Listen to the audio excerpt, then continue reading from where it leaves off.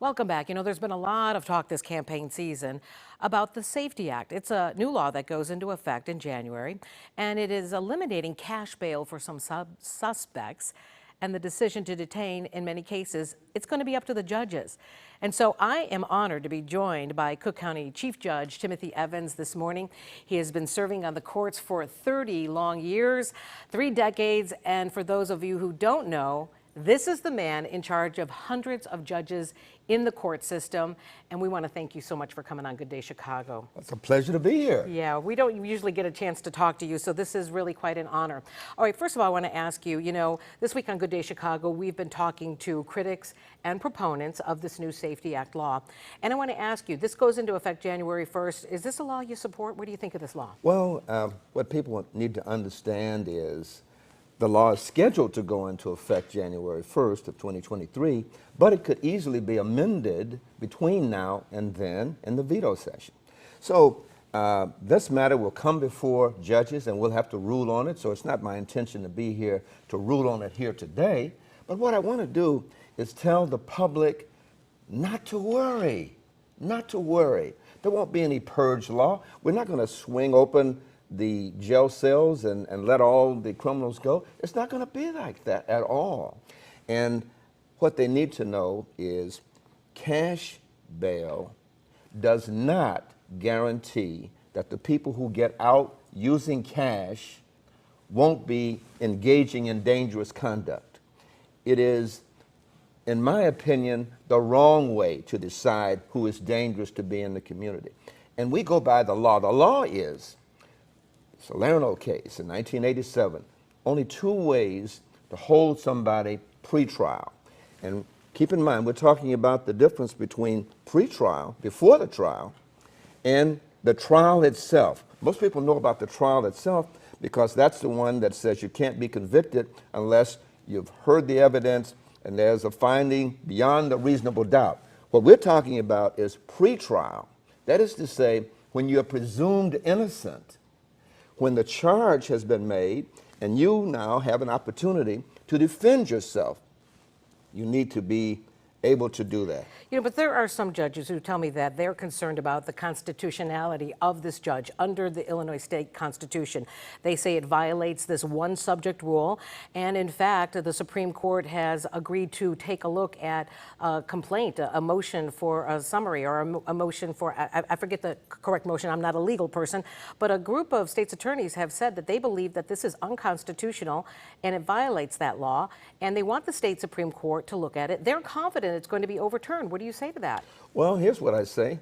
The court will consider it at the appropriate time, but I know one thing for certain. The law has to follow the Supreme Court. The United States Supreme Court has says that you can only detain a person pre-trial for 2 reasons. 1, if they are a clear and present danger to the public. 2, if they are a flight risk. And unless those 2 things occur, it is the understanding of our system that a person charged with a crime should be released. And I rush to say that because some people think, oh my goodness, this person was charged with a crime yesterday and here he is back out on the street again today. Yes, and that's what's to be expected, unless they're in those 2 categories. All right, there is a lot of talk in Chicago about the crime that we are experiencing, that it has to do with, some say, the policing policies under the Mayor Lightfoot's administration, the endorsement by Cook County Cook County State's Attorney Kim Foxx, who is a proponent for criminal justice reform, but that your judges are soft on crime right now, even before this new law. And people say that it is really hurting their communities and the victims are being hurt by this. What do you say to that?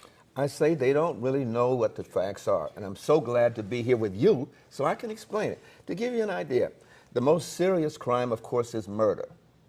In our system today, even before the law changes, the average sentence for somebody convicted of murder is 35 years in prison. The public does not know that. They're being told, oh, these judges are lenient.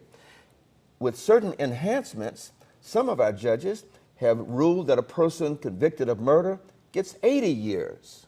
So no, they're not lenient judges. They're fair judges. They have to apply the law to the facts. And one of the things the public needs to know is we don't make the law. We interpret the law. Okay. And if there's to be a finding of unconstitutionality, our judges will do it at the appropriate time. All right. Well, your position is one that needs support, obviously, from elected leaders. And this week there was some criticism of you in Crane's Chicago business.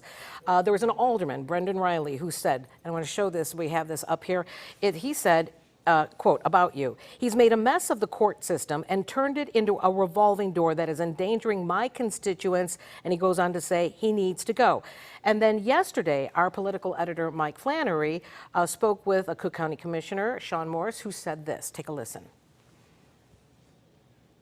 You know, the out-of-control crime and the repeat offenders that are out on the streets with electronic monitoring, nearly 3,000 violent offenders are out on electronic monitoring in Cook County.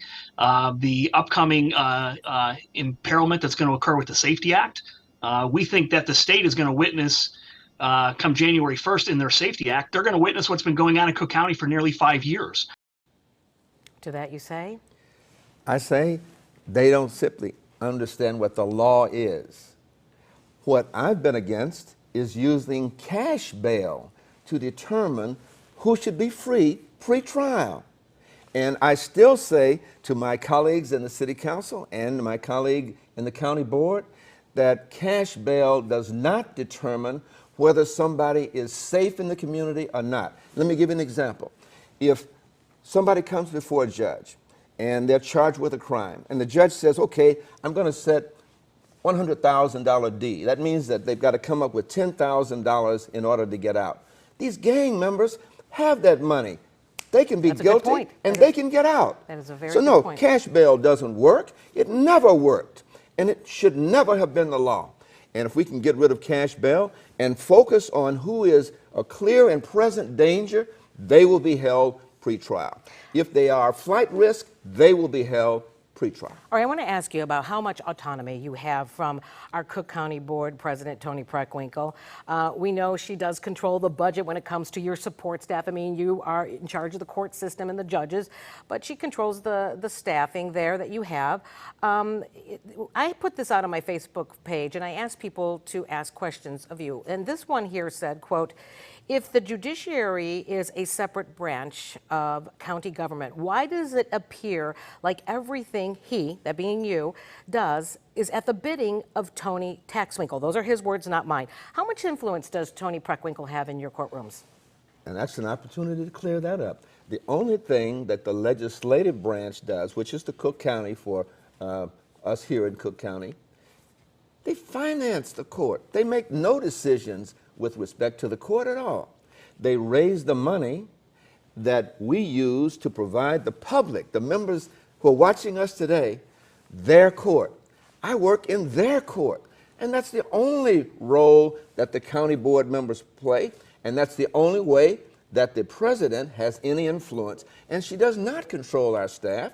We hire our own staff. They finance the staffing. That's all. That's all. No legal decisions are made by the president of the county board or any other members of the county board. They're made by the judge who hears the case. Okay, we've been trying to get you to come on Good Day Chicago or Fox 32 for a very long time, and I know that you have to be impartial, and you know, a lot of people don't like to go on television.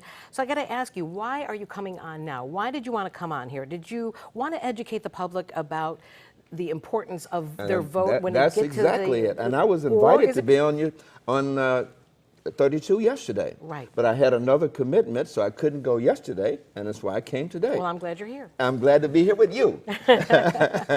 Well, I appreciate your taking the time here to come and speak with our voters and our viewers about this new Safety Act law, and we'll have to see how it goes. Judge Evans, thank you so much for coming on. It's a pleasure to be with you. Chief Judge Evans, okay? Let's get that clear right away. We'll be right back.